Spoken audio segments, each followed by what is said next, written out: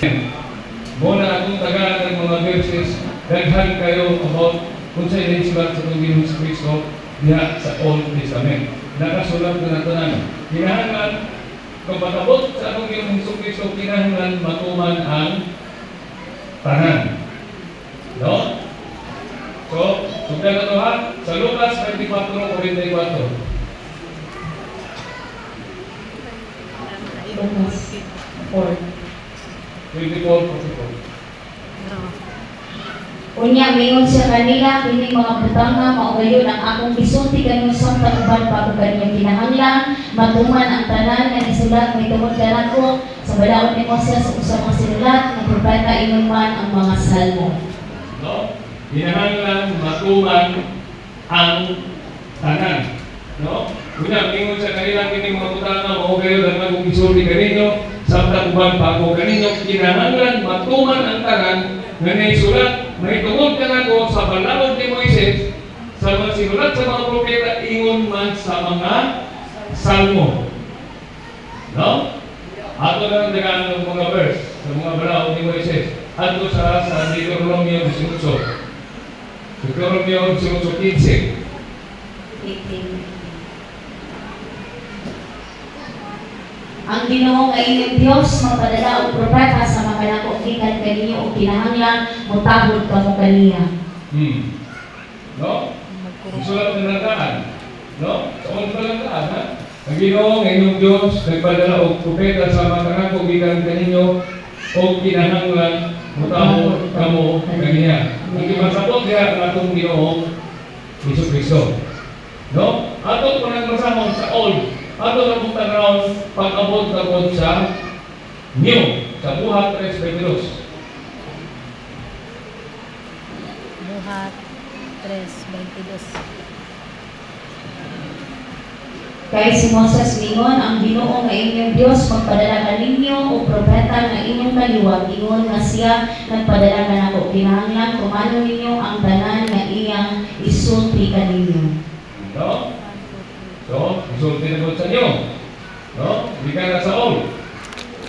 No? Oh. At ko na po ta sa ibang sister. At ko ta sa Isaias 42.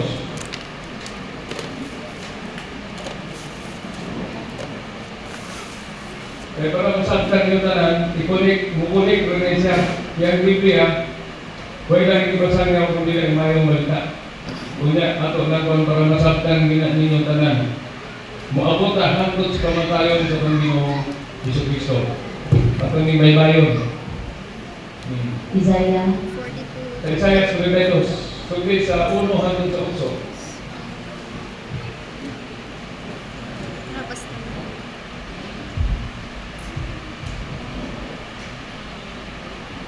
42.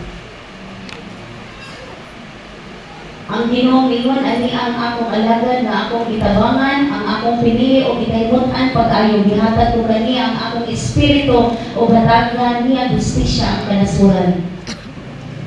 Dili siya musingit o mutuaw, dili siya maghimong saba nga pagpulong sa kadalanan.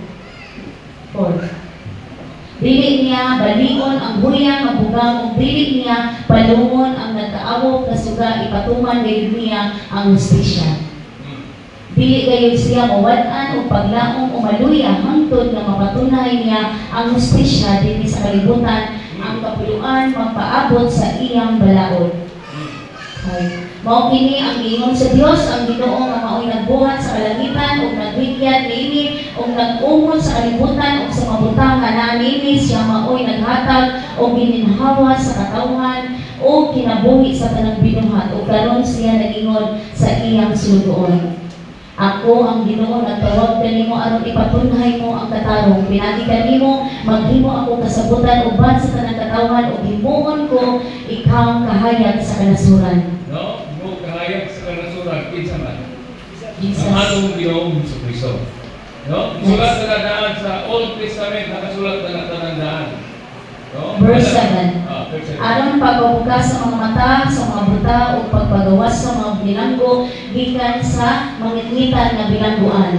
Ako mao si Yahweh o mao kana ang akong ngalan, dili ko kayo ihatag ang bisan kinsa ang akong himaya o ang akong tumong kadto sa mga larawan nga mga Diyos.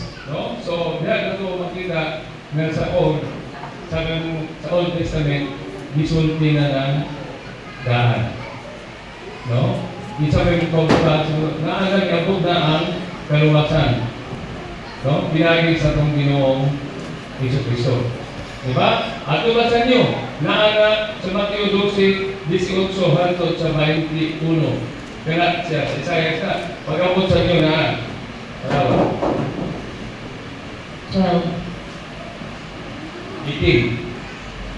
Ang Dios na yun, ani ang akong ipili na sulugoon ang akong gigugma o gikaymungan. Kaniya pakunsaron ko ang akong espiritu, isangyaw niya ang akong kabubuton ngadto sa tanang katawan. Dili siya magbigalis o musingkit o mahimong masaba nga pagkapulong sa kadalanan. Dili niya nabalion ang bawong kabugang o palungon ang nagaawong na suga.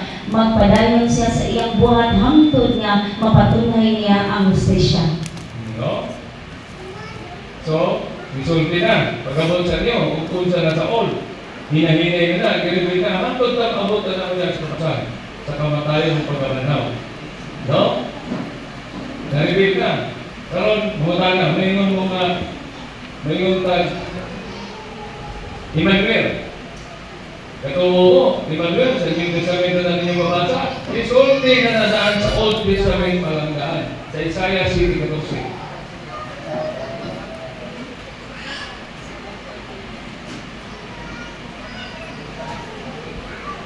Busa ang Ginoo gayon mo ay mohatag ganing timaan o kinimao ang usa ka batan-ong dalaga nga manamgon og panganak ug usa ka batang lalaki ug nanlan siyang Emmanuel. Na? Isulti na sa kang Isaiah. Oh? Busa ang Ginoo gayon mao'y mohatag kaninyong timaan. Timaan na? O kini mao ang usa ka batan-ong dalaga nga manamgon og manganak ug usa ka batang lalaki ug nanlan siya Emmanuel. No? Atong basahon pag-abot na butan sa Mateo. Mateo 1:23 hangtod sa 25. Ang usa ka putli nga batanong babaye magsabag unya ug manganak og batang lalaki nga nanlan siyang Emmanuel nga sa ato pa ang Dios ang niauban kanato. No? Isulat na lang daan sa Old Testament palanggaan. Mo na mga propesiya na anak dito. No? At kung napunta sa Salmo 2:1,